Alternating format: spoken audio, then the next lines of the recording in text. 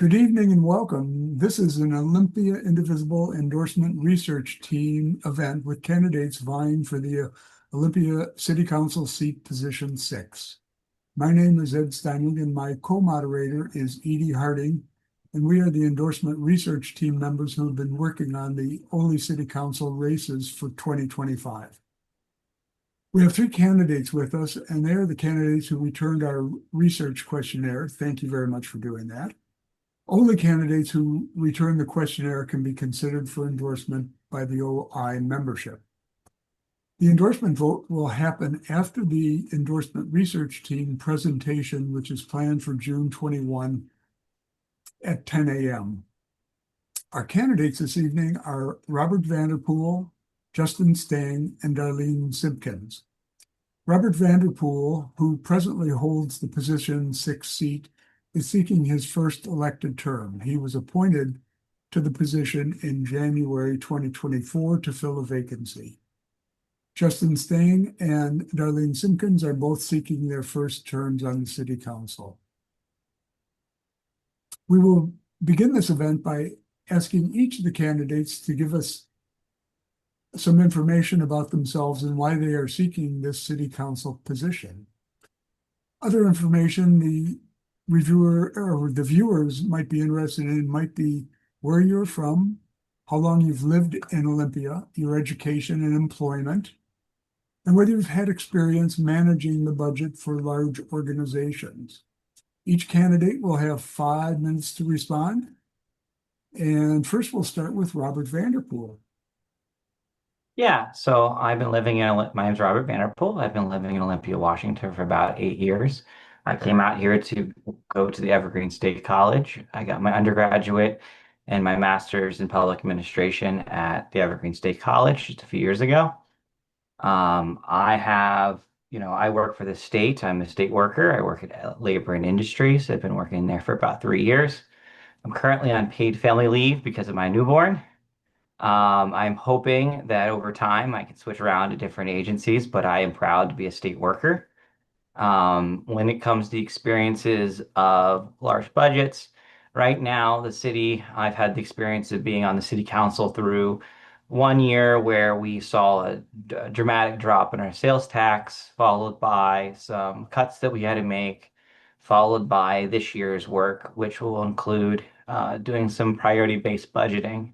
That means we're doing an analysis of every program area in the city in order to ensure that we have clarity on everything we spend our dollars on, from the general fund all the way down to how much we spend per program area, per each FTE, and so on and so forth.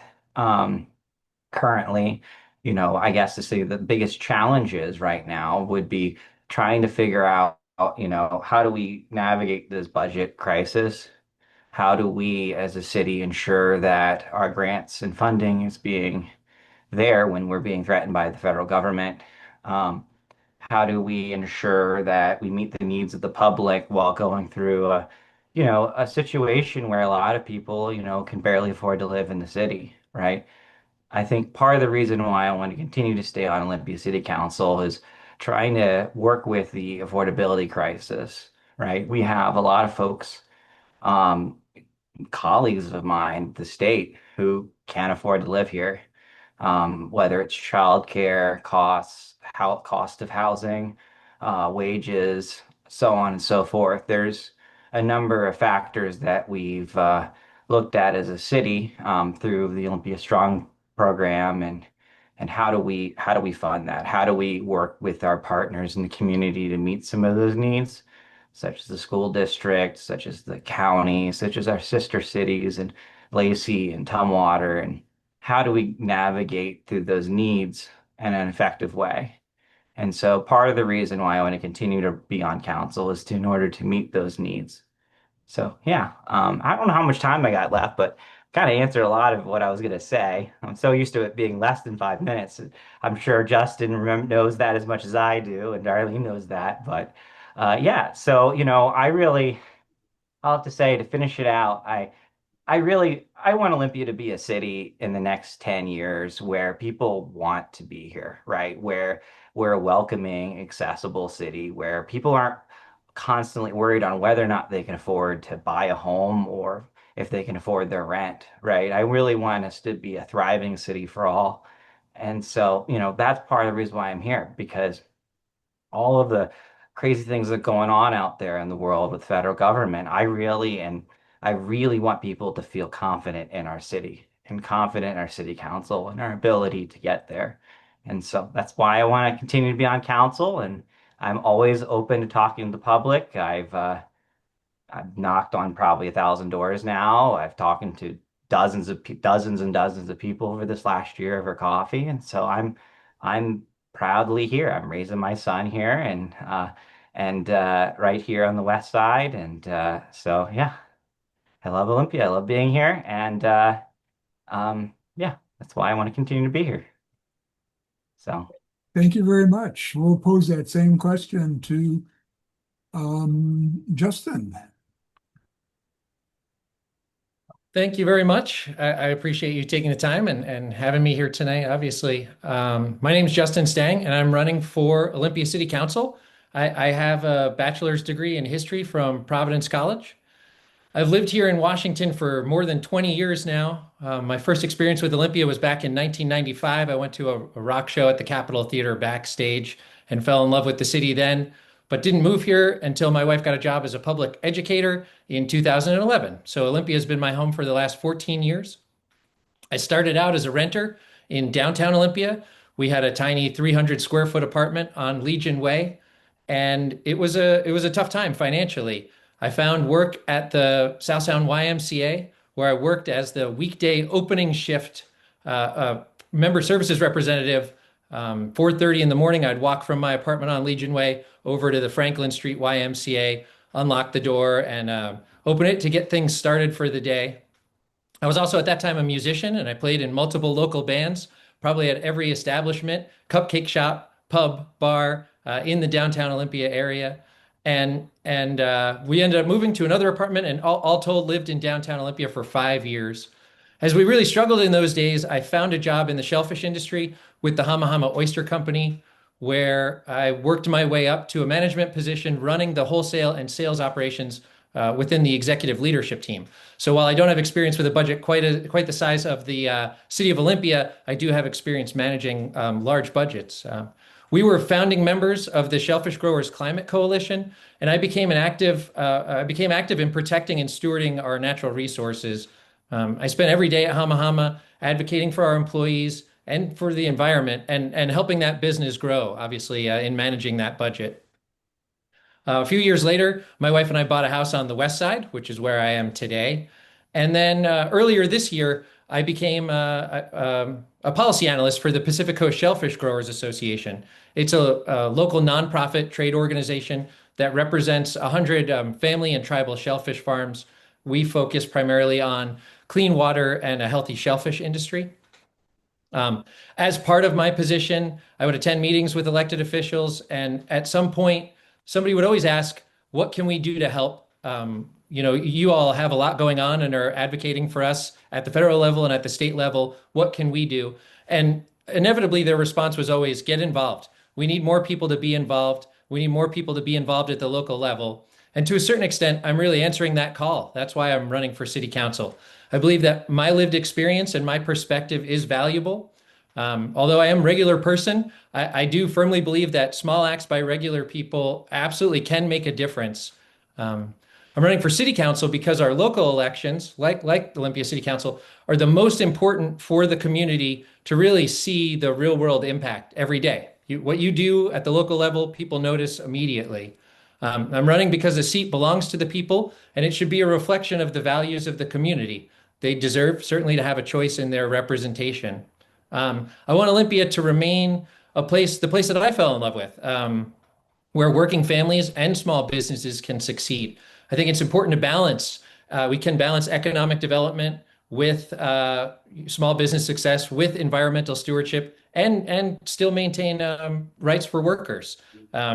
We need, housing people can all afford, clean streets and parks, and of course, a city budget that reflects the priorities of the community. I've got a lot of experience in collaboration through my work with the shellfish industry. I have a long-standing commitment to local jobs and of course, to the environment. And I believe that our best solutions really come from listening to one another, working together, and ultimately, I'd be honored to go out and earn the trust and the support of the community. Thanks.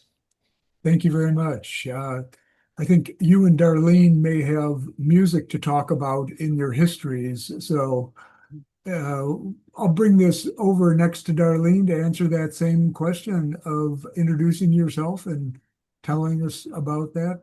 If you remember the question that I asked. Yes.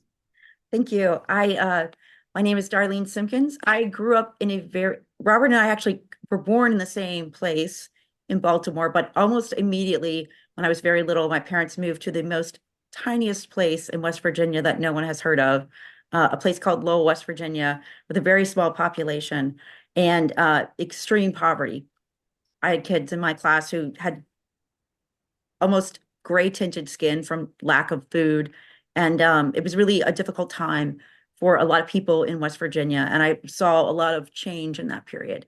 I grew up in West Virginia in the 70s and 80s, and I really saw what, economic development could do for kids and do for adults and do for the community. I moved to Olympia it's been more than 30 years. I met my husband, fell in love with my husband, fell in love with his wonderful voice, which I would later find out was the kind of accent of Olympia. And I always tell people, I fell in love with my husband at first sound, and then he took me to the Puget Sound, and I fell in love at first sight with the beautiful Salish Sea. So I've just always been in love with Olympia since coming here back in 94, 95, and being involved in the art scene and music as well. Regarding my budget experience, I've worked for the state of Washington for 27 years. When I first came here, my husband and I did not have a lot of money. We started out like working in jobs, making about $5 an hour. And, we had two milk crates and a chopping block for our like dining room table and a mattress on the floor in our bedroom. But we worked our way up. We managed to buy our first home. I worked for the state of Washington for 27 years. I have managed budgets of varying sizes. I think the largest would be when I worked for the Department of Commerce. I was the budget manager for one of the divisions at the Department of Commerce, about a $500 million budget, mostly on the capital side. That included energy policy, the State Energy Policy Office, the State Broadband Office, research services, communications, and other small parts of commerce. And I was a member of the Commerce Budget Coordinator team that met every week regarding the commerce budget. I also have budget experience as the head of payroll for the Senate. I managed the budget for the Redistricting Commission back in 2001, 2002. I did my first fiscal work back in 1997 with the Department of Transportation. So I have some budget experience with almost every state agency that I've been with, Department of Transportation, Fish and Wildlife. I was involved in developing the first Washington Interactive Licensing Database system that collects most of the fees that agency collects through hunting and fishing. And in my current position, I assess the fees and recommend fee changes for Washington state parks. That was about 66% revenue generating, but now with some changes in the budget, it's going to be moving to more than 75% revenue generating. So I've been doing budget work for a long time. I also when I worked for the Department of Commerce, in addition to managing the budget for the division, I also was the lead tax analyst for local government. So I have done more than 500 fiscal assessments for state legislation impacting local governments. That includes special districts, counties, and of course, cities. So I worked a lot with the Association of Washington Cities. I managed the MRSC Municipal Research Service Center contract for some time as well. And I'm familiar with a lot of those, fiscal pieces. I was also actively involved with the Washington Finance Officers Association as well. So I have about, I'd say, a quarter century of solid budget experience in at the state level and at the local level. And I've also acquired and managed certain federal grants as well. So quite a bit of experience in that area at just about every level that you can imagine, from entering the data directly in the fiscal system to like getting the grant to evaluating the grants themselves. So why I want to be a candidate, obviously I want to bring that experience to bear. There's a lot of challenges right now. We experienced a lot of challenges, I think, in the last Trump administration, and I think he's just learned a lot since then. I definitely want to make sure that we maintain our city's priorities, we maintain a thriving downtown, we maintain excellent public housing, and we continue with the process of housing first. I think that's very important. I want to make sure we continue to support mental health and drug recovery support at our streets. I have talked to a lot of individuals that are homeless, that are struggling. I want to make sure that we continue to have a positive economy for working families and struggling families and seniors on limited incomes. I love Olympia. As I said, I came from a place in the middle of nowhere. I love seeing the lights of Olympia. I love the nightlife, the music, all the arts, and I really want to maintain that wonderful environment we have and make it possible for us to continue to thrive as a city. I am really inspired by my children. When they were younger, both of them have taken opportunities to go and testify at city council meetings. And for them, being able to have places where they can live in their own city is really important. My son is currently living in Seattle, and my daughter here lives in Olympia with trying to raise our grandchildren. And it's a struggle. It's a struggle as a working family. And I want to make sure that we do everything possible to really listen to all of our constituents, from the very youngest people that are struggling out in the streets to those small working families to people on middle incomes, like our state employees that are, also struggling as budgets are shifting and some of their pay is also shifting. And also seniors who are really limited in income and may have concerns about Social Security and other facets. Sounds great. Well, thank you very much. We're just barely staying on time, so I appreciate your comments. And since I pointed out your connection with Justin, I just want to point out your connection with Robert because he is a Orioles fan. Yes. So this is Olympia. Everybody is like 2 degrees of separation. Mm-hmm. So we're going to go on to our first question. But first, I'm going to mention that this next segment of the program is a series of questions that we'll ask the candidates to respond to. During this segment, we'll be rotating the sequence of which candidate goes first.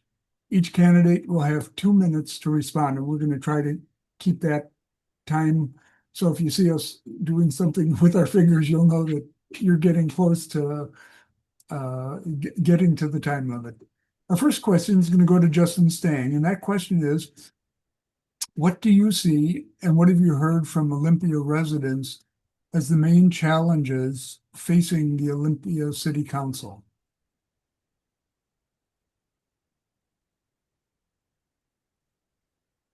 Thanks. That's really a great question.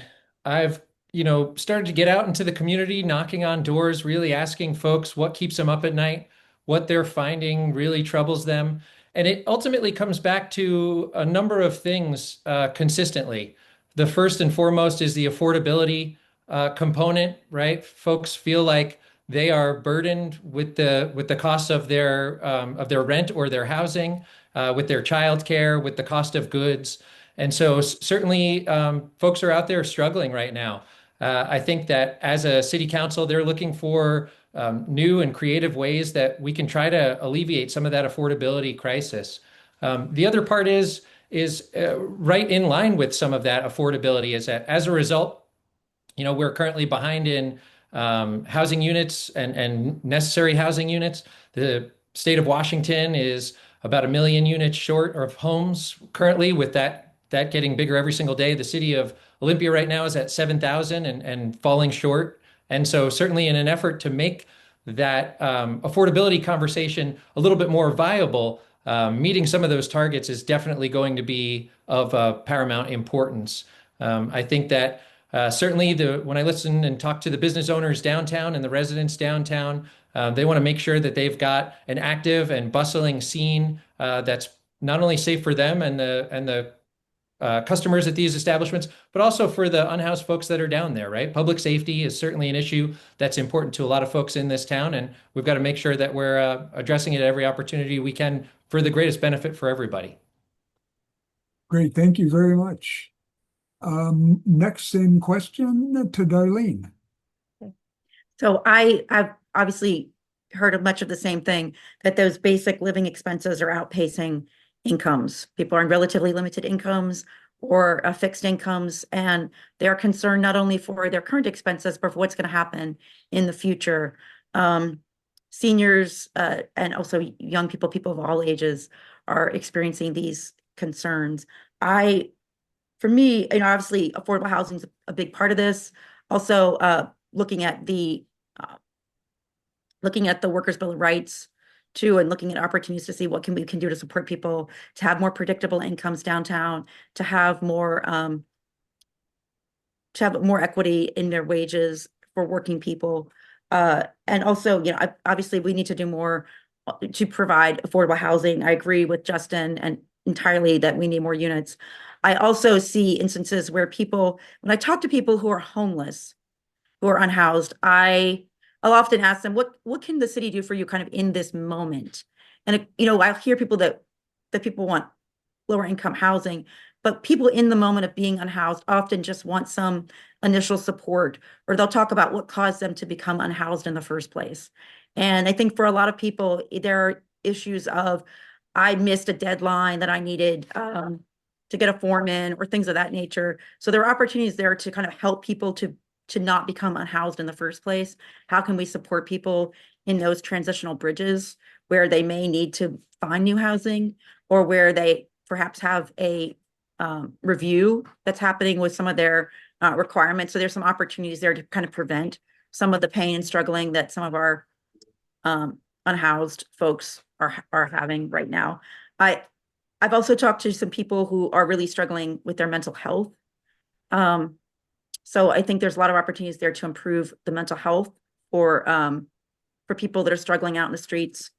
And of course, also looking at, I have a lot of concern about reductions at the federal level in supports for drug intervention and prevention. I've seen a lot of folks that are trying to self-medicate in ways that aren't probably going to be sustainable for them in the long term. And these are often young people between the ages of 15 and 27.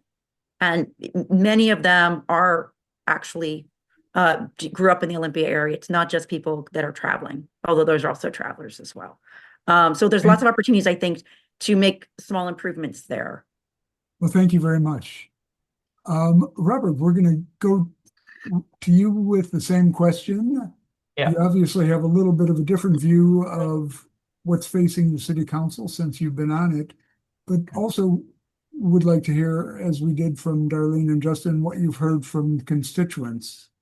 Yeah. So as a city, we are a data-driven city. We do polling pretty consistently. We follow what's going on. And so when I go out and knock on doors, I have a pretty clear picture of when someone says they have a problem with their biggest issue is housing, I can talk to them about our work on the Regional Housing Council or our grant program that we just created around affordable housing. So for me, I think the biggest thing is the affordability crisis, right? We've done the polling, I've knocked on doors, it's housing, childcare, and transportation, the top three factors. And that's both in the data, and that's both on what I talk to people when I knock on doors.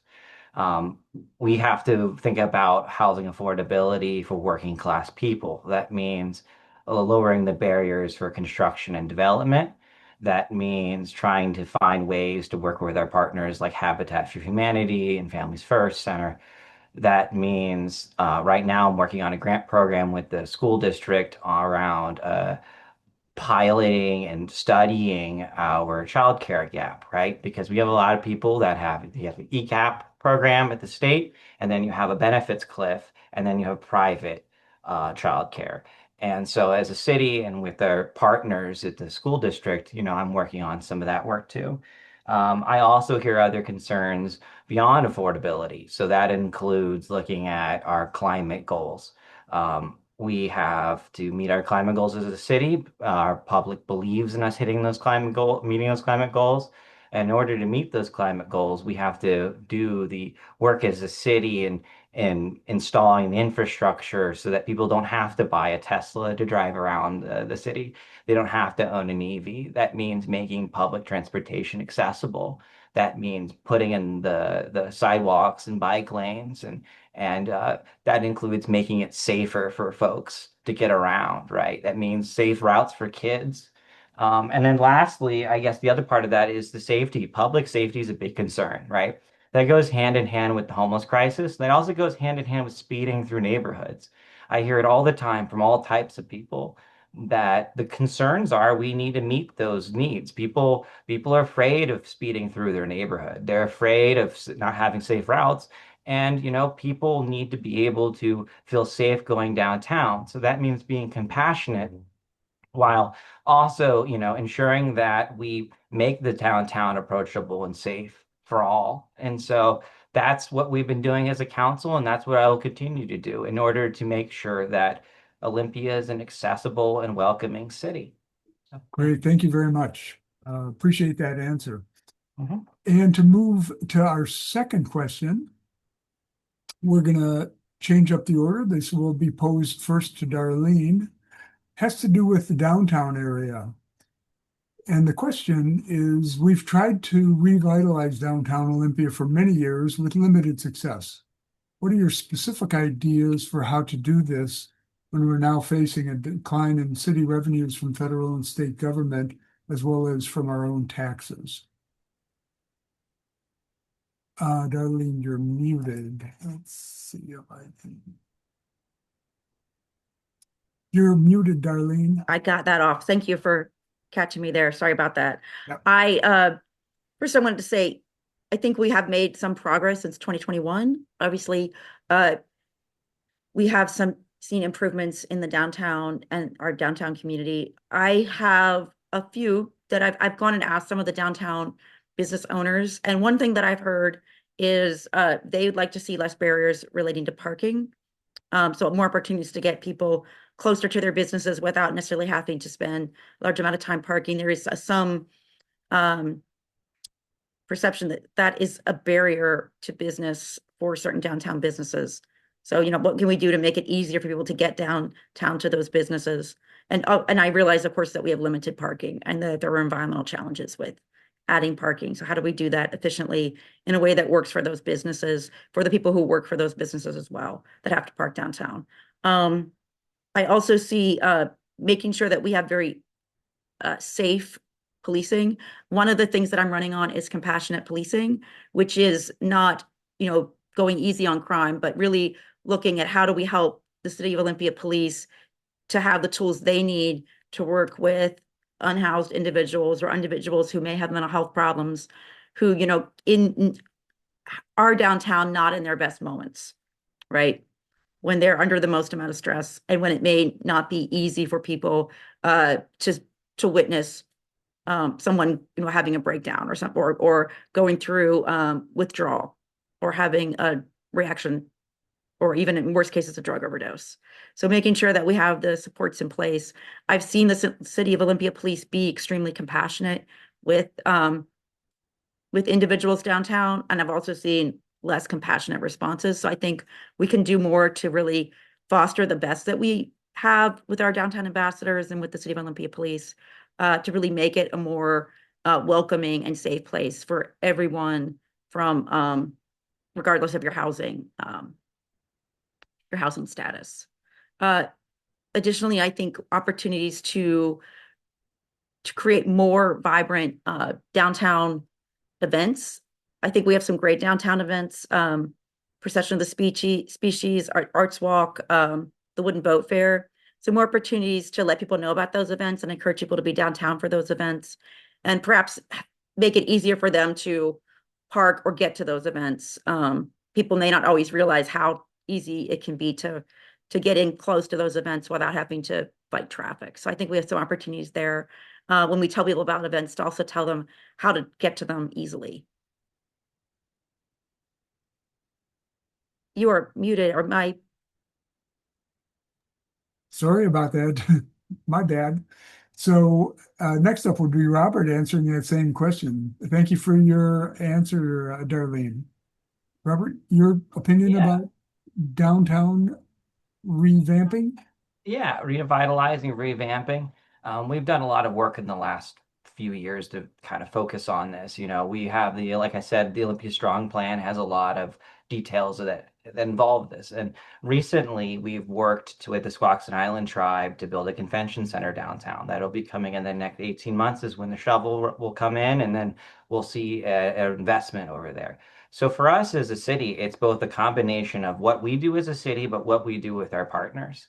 I've walked the streets many times with both the past and present director of the Olympia Downtown Alliance, and I've chatted with them about what can we do as a city, right? We have an ambassador program, we have crew, we have officers that walk the streets. You know, this is part of it, but the other part of it is also finding ways to fill in those vacancies in our downtown. How do we ensure that small businesses are strong in our downtown, but we also have those vacancies? How do we make it where the downtown is approachable to everyone, right? Part of that is focusing on building that parking garage that we planned on doing years ago when we bought the Ben Moore building. Part of that is our relationship with the Squaxin Tribe on the other side of downtown and providing a place for people to visit the city. Part of it is building affordable housing in the downtown, getting to building condo buildings and not just apartment buildings, so people have home ownership, getting it to a volume where our small businesses are able to be open on Mondays, Tuesdays, and Wednesdays, and they're not just struggling to get by. Downtown is the economic center of the county and for our neighboring cities.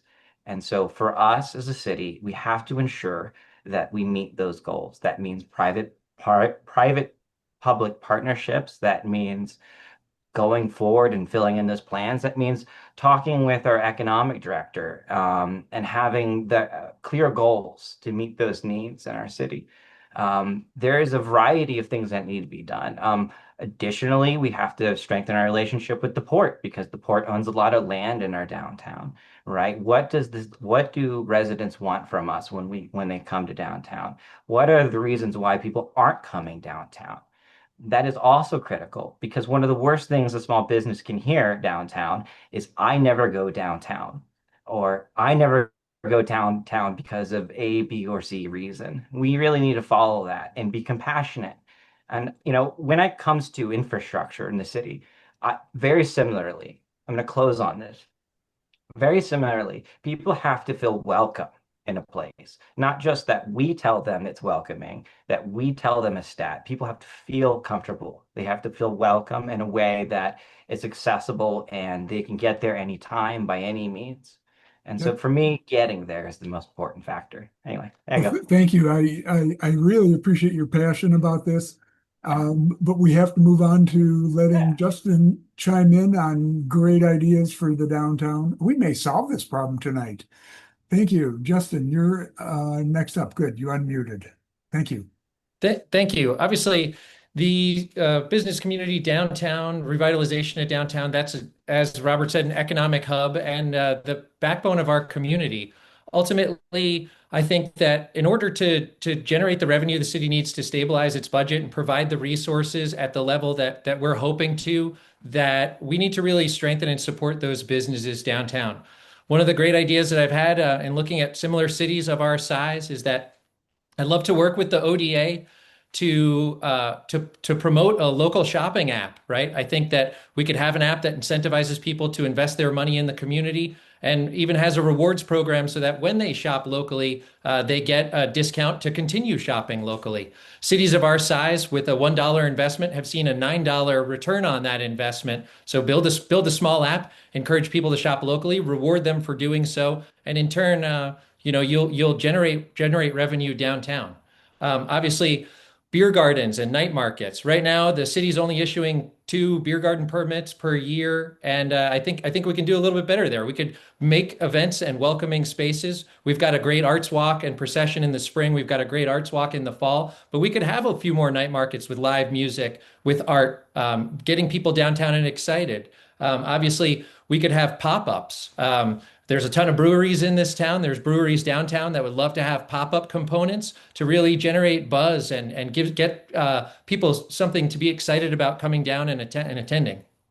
And then obviously the programs that we're utilizing currently that are working, like the crisis response unit, that's got a really positive response or reception from not only the business community, but from the members of the community. And I think making sure that we're investing that money and expanding scalably programs that are having a positive impact is a fantastic step to take to really continue that revitalization effort. I think a lot of this happens in collaboration. It's bringing the business owners and the ODA to the table with the residents of downtown and hearing what people's ideas are, because we've got a lot of really smart and talented people. We've got a world-class staff at the City of Olympia. And I think once we bring those people together, we can really start to come up with energetic ideas to get people downtown and to get people excited to be downtown. Great, thank you very much. I think we've got some great ideas for moving forward. And moving forward to our next topic is the next topic. And we've already touched a bit on affordability, quite a bit on this, but I'd like to pose a question about this and let Robert go first. We'd like you to talk further about the affordability crisis and some specifics about policies that are needed to address this for working class and small businesses. Possibly bringing in the idea of the Workers' Bill of Rights, how that plays into affordability and the interaction between small business and the city government. So, Robert, you're first up. Yeah. So, the affordability crisis is both a cost problem and an income problem, right? So you have people can afford to live here, but they also can't afford. They also don't have the wages that get them there, right? So I've been very supportive and openly supportive, and I've been knocking on doors and getting signatures for the Workers' Bill of Rights because I believe that Olympia needs to be affordable for all working people here. Additionally to that, our small businesses are not doing well even before a minimum wage increase. They're struggling. They just don't meet the volume downtown. Most of our small businesses are not open during Mondays and Tuesdays. A lot of that is because we're just not seeing the amount of numbers. People are nervous in the economy. So part of that is, looking at what can we do as a city around B&O, for example. Right now, we're having a conversation at the city about how do we take B&O and make it progressive? How do we adjust our business occupation tax so that the businesses that make less than $500,000 or $750,000, we're still debating the numbers, and zero it out for the smaller businesses, and then double it to 0.02 and use that program to help fund aid and support for small businesses. They're still paying off their loans. They're still getting through it because we both need those local businesses, but we also need people to be able to afford to live in the city. We still need working class people able to buy the goods and services to keep the small businesses around. And so as a city, a policy that we've been working on for many years is Olympia Strong. And Olympia Strong is just a resiliency plan. It's a highly studied plan that we've been working on for probably 5, 6 years now. And that includes training for our small businesses, partnerships with the community college in Evergreen, working with the ODA, even working with the chamber on some things, on training, and working together to ensure that we're meeting the goals of our city. That means, looking at our affordability crisis on housing, right? I piloted a program this last year to put more funding aside so that small builders can, actually afford to build the small buildings that we're missing in our community, right? Whether that's ADUs or missing middle. So there's a lot of things that we as a city can do to ensure that both people can afford to live here and have livable wages, but also in support our small businesses because both factors are key to having a stable economy. Thank you very much. Pose that same question to Justin. Thank you very much. I really appreciate this question. You know, for me, a lot of the affordability here in Olympia stems from housing, right? If you've got 54% of the community renting, of that 54%, 50% of this community is cost burden. If you ask folks what their number one expense is, they're going to tell you it's their mortgage. They're going to tell you it's their rent.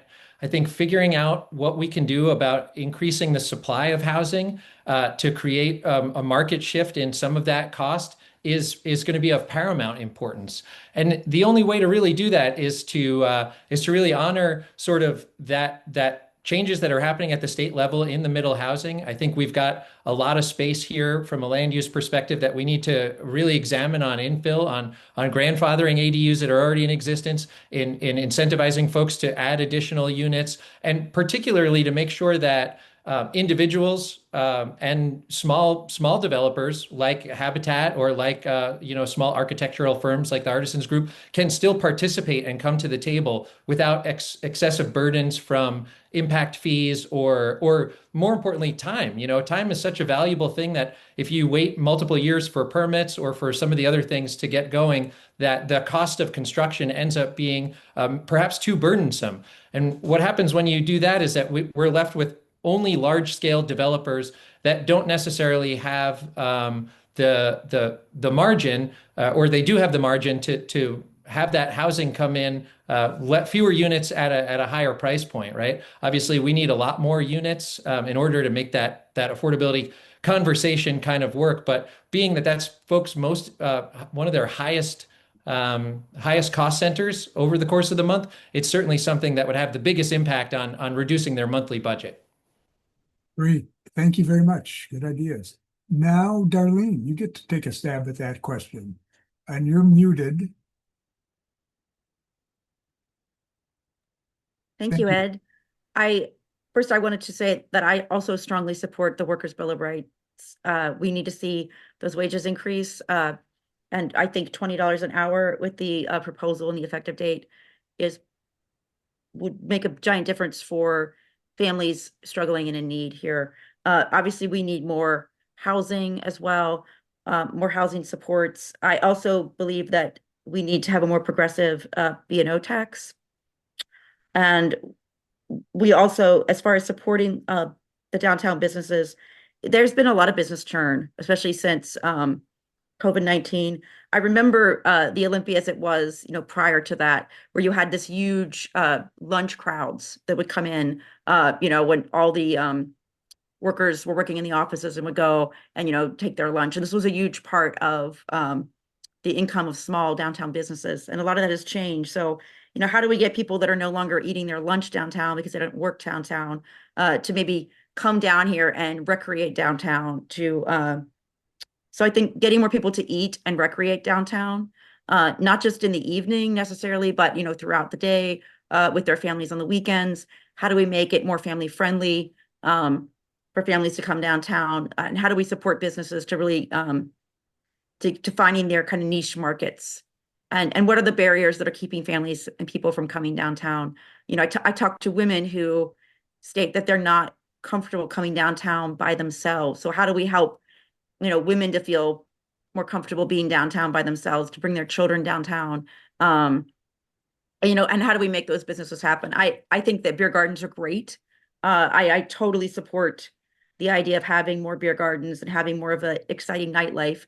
But if all we're offering is options that require alcohol, then no one with people under the age of 21 will be welcome. So we need to make sure that we have a balance of different kinds of business opportunities for people, so they don't just see it as a place to go to hang out when you're young, when you're 21 to 25, but also as a place where you can bring your kids and kind of be enjoying Olympia and recreating in Olympia throughout your life cycle from basically baby to senior. So I think that's very important in creating that environment, creating that place. And also to people who maybe can't have alcohol for other reasons. I think that's a great place to end this question, if I can. Thank you very much. That was great answers. And I'd like to shift gears and ask us to address climate change. This question's first going to go to Justin Stang. The city's goals for its climate action plan are not on track, but the largest contributor to this problem is reported to be transportation emissions. What needs to change overall, and how will you help bring about that change?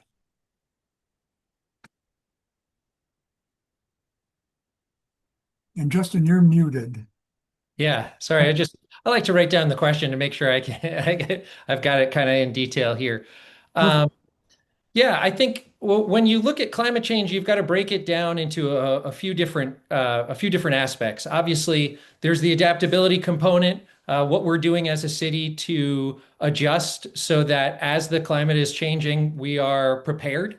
And of course, there's the mitigation. What are we doing now to stop making this problem worse moving forward? Obviously, based on the fact that we're a city on the water, coastal flooding and sea level rise are going to be of paramount importance. And I think that increasing some of the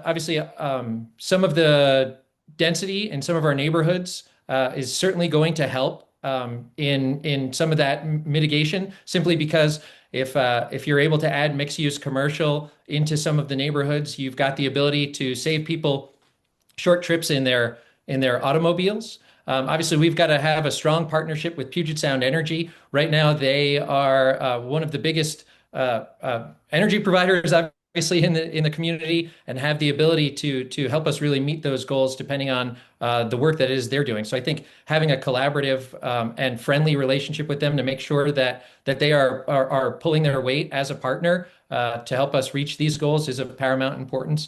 And of course, ultimately, if transportation is the number one factor, you've got to figure out ways to have people reduce trips. Maybe that's expanding public transportation options or public transit. That could even include having additional bus routes or additional transit centers in other areas of the city to make that commute and that travel a little bit easier for the residents. Sounds great. The same question concerning climate next goes to Darleen. Thank you.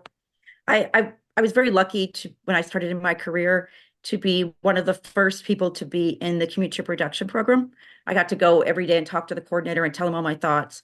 And I'm very excited to see how much things have changed over the years and how much things have fluctuated with all of the changes in funding.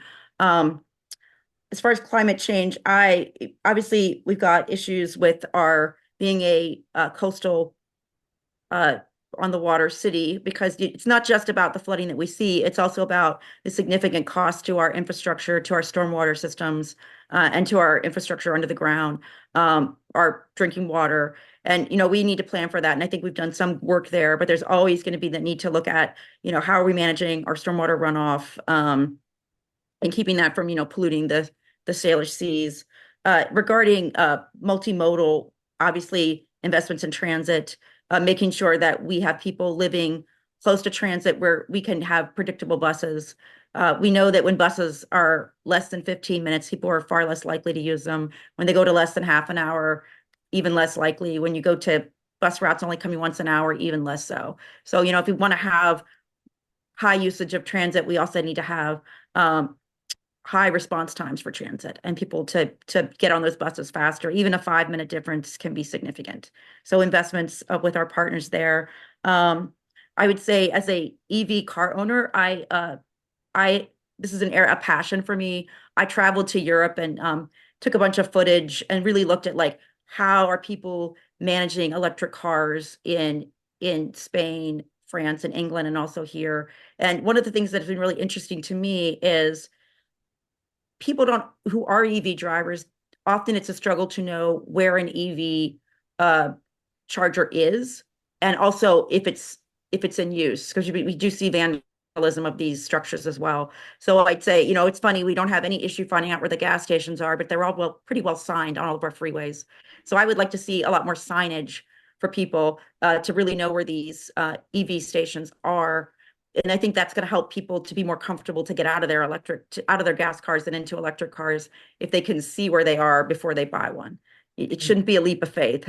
Yeah. And as someone who's been stranded on the side of the road, I know what that's As like. an electric car owner, I agree with you. And now we're going to move that climate question on to Robert. Yeah. Thank you, So Darleen. yeah, I'm sorry, Darlene, that you were stranded. That sounds awful. I'm anyway. One of the ways we can do it is so I'm on the Intercity Transit Authority Board, and next year we are looking at expanding routes.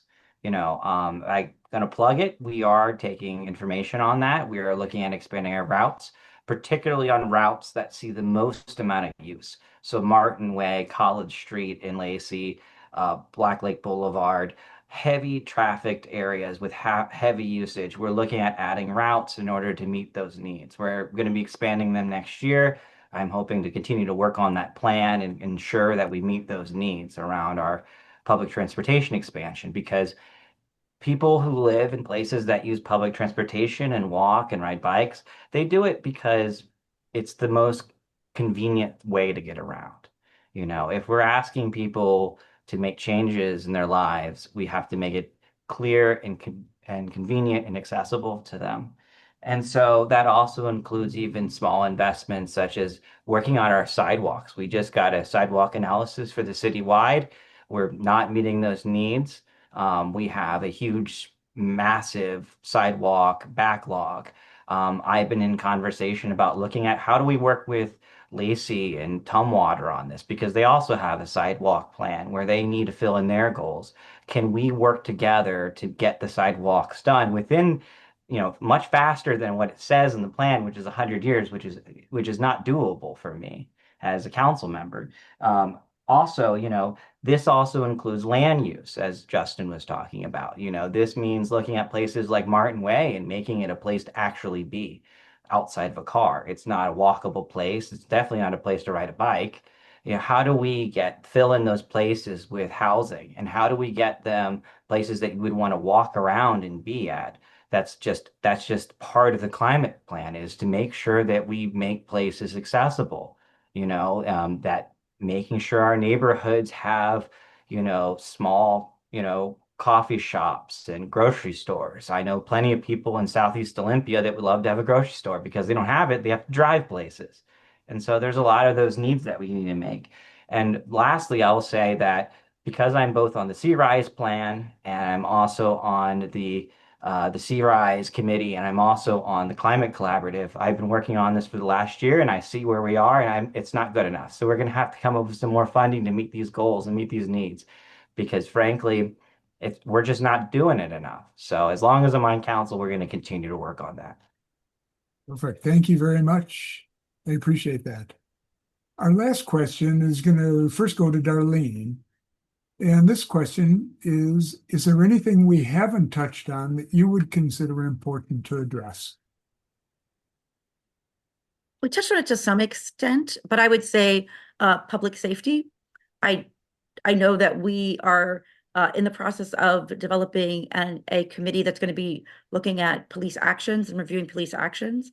That's an area of high interest to me. Back in 2021, right after the George Floyd murder, you saw a lot of cities instituting curfews. And, that 10 o'clock curfew did not work. It damaged cities. I think it encouraged protesters to really go out and protest the curfew. So I think it just extended a protest. And I really feel like a lot of actions were taken against residents that weren't really necessary for public safety and discouraged people to go downtown and to visit businesses that were already struggling due to social distancing. So one of my interests, of course, is making sure that we look at better options for public safety at the federal level. Our federal dollars have been reduced as far as drug prevention and intervention, and that's extremely concerning. Is that will result in more deaths in our streets, and we want to do whatever possible to avoid that. I know of individuals who have in the nearby area who have overdosed in the last month, and that's just not the kind of thing we want to see in our community. We don't want to see that for our children. We don't want to comfort their friends and families. It's just the kind of thing that mothers never get over, and we never get over seeing that in our children's friends. So that is huge for me.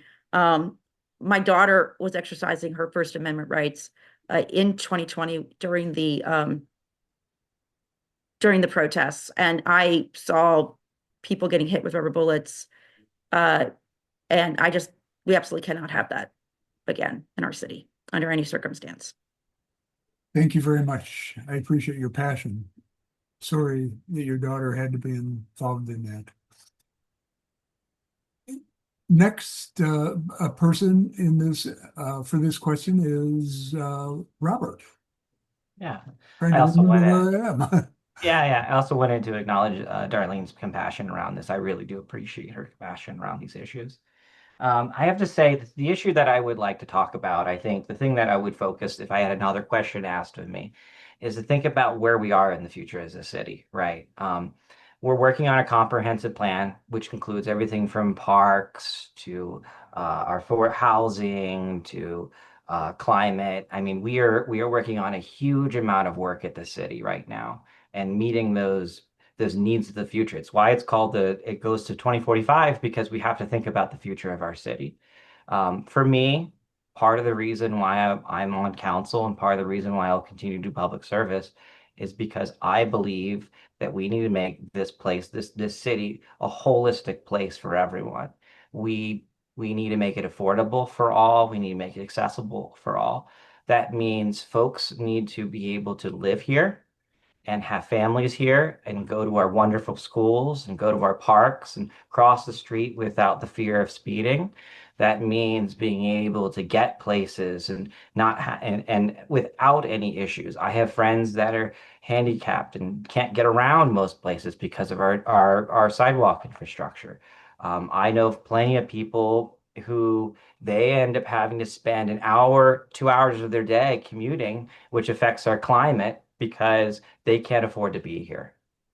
As a council member, I want us to be in the next 10 years, the next 15 years, a city where anyone could live here, where anyone feels welcome, where this is why we're a sanctuary city. This is why I'm compassionate about continuing to make sure that we're a sanctuary city so that people who live anywhere else in the world can come here and know that Olympia is the best city in the world and that they love being here because I love living here and I want their families to live here for generations. And so I have to say the most important compassionate thing for me is ensuring that we're the city that anyone wants to live.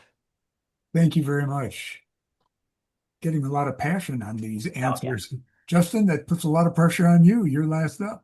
Oh, no pressure at all. I think I think obviously, the city of Olympia has a lot of real challenges, a lot of things that are going to take a vast effort. And I would say that it's not so much for me what's one other thing, just as important as the what we're doing, I think is the how we're doing it, right? For me, I think that ensuring that in order to solve these problems, we're bringing the most community members, the most business owners, the most folks that have an impact, including the Squaxin Island tribe and the Nisqually tribe to the table in order to collaboratively build solutions. Look, I'll be the first one to say, I don't have the answers to a lot of these problems. There have been a lot of people that have been working on these for a number of years.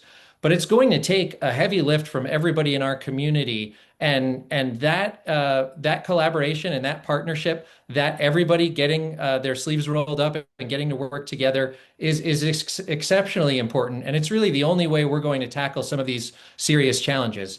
I really want to be the person that starts to build a team and has a personality that can bring people together and really examine how we can do this as a community together, because it's the only way to really get the job done. Thank you very much. We were going to offer some time. We're at the 1 hour mark on this event so far, so I don't want to make us run over, but we were going to offer some time if candidates would like to make a closing statement. To some degree, this last round offered some, excuse me, I'm some noise in my house here. So that last question offered the closing statements, but would any of you like to make any further statements? First, we'll start with Robert. Anything further? Yeah, so I'm running to stay on Olympia City Council to retain my seat because as I've said, I love the city. I believe in the city. Raising my son here. I, I passionately believe that we can be, and we are one of the greatest cities in the world, and we will continue to be there as long as we continue to work together. I'm running because the affordability crisis is affected just about everyone I know on a variety of levels. I'm also running because we have a climate crisis and we need to ensure that, we have, beautiful clean air and we have we don't go through such hot, long, weekends like we just went through. I mean, I'm hoping that we can do what we can as a to lessen the harm on our environment. And lastly, I want our city to be an equitable city, an accessible city, a city that meets its goals and actually doesn't just say them, doesn't just say that we're a sanctuary city, doesn't just say that we're a city that believes in these things, but make sure that any person in the community knows that they have those rights and have those freedoms in our community. And so, yeah, if you want to know more about me, it's robertvanderpool.com.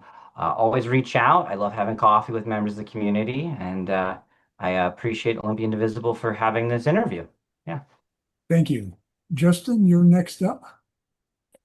Thank you so much for this opportunity to speak with you today. Obviously, as I've shared, I'm running for Olympia City Council because I truly believe in this community, not just the version we have today, certainly the version that I fell in love with, but I think there's a version too that we all know that it can become when we work together. I opened up the YMCA before sunrise. I sold oysters all across the country. I now advocate for clean water and a sustainable local economy. And I've always worked to build something better for the people that are around me. And ultimately, this campaign isn't about me. It's about us as a community. It's about making sure that our working families and our small businesses, the future generations, have a voice in the decisions that shape their lives. And I think we can make real progress on housing, on public safety, on stewarding our environment, and of course, like responsible budgeting at the city level is where we get to all of that. And we can do it intentionally, and we can certainly do it together. I think Olympia deserves thoughtful, practical leadership. I'm someone that listens, I collaborate, and I work hard. And I'm ready to serve in that way for the residents of the city of Olympia. And I'd be honored to earn the trust of the community and of course, their vote. I thank you all very much for your time. And of course, I've got some events coming up. You can find a lot of information at justinstang.com. And I'm on Facebook and on Instagram. And we'll be at Pride cooking burgers. And I'll see you all on Saturday, I would imagine. Thank you very much. Darleen, can you finish us up with that question? Yes, thank you so much for inviting all of us here and inviting me here. I also love Olympia and want Olympia to stay a great and vibrant city. I raised my children here. I'm lucky enough to see my grandchildren growing up here, and I want at least as good or better of an experience for them than I had growing up. I don't want that for all citizens, for all our children. I also deeply feel honored to be a part of this process. I'm honored to get to talk to Olympia residents, to really listen to them, to learn from them. Every day I learn more on the campaign trail here, talking to people, and also to be a leader, to really lead in a way that where you're a leader and a follower at the same time, that I'm really able to serve and bring my budget experience and bring my experience bringing people together and collaborating together so we can build a better future here for everyone in Olympia. Great. Thank you very much. That's all for the interview. I'd like to thank all three of you for taking the time to answer the questions and taking the time to attend this. I'm going to turn the last part of this event over to Edie, who is going to wrap up with some announcements. So I just want to say thank you all so much. Olympia is so lucky to have three amazing candidates running for position 6. You guys rock. And thank you for your time tonight and, for willing to give up countless hours for meetings and exciting conversations with your fellow residents. We, as Ed said, will have a vote on June 21st and a couple of days thereafter, and people will be looking at the website to look at these videos as well as your questionnaire and a candidate profile. And one of you will be selected to be endorsed by Olympia Indivisible. And then what you can expect is a wildly enthusiastic group of Olympia Indivisible people who will help you with your campaign. And so we will be in touch with your campaign manager. We wave signs, we doorbell, we make phone calls. So you can expect to have our endorsement go more than just Olympia Indivisible approves, but to have boots on the ground. So again, thank you all so much. It was wonderful to hear from each and every one of you tonight. Thank you. And with that, I will try to pause or stop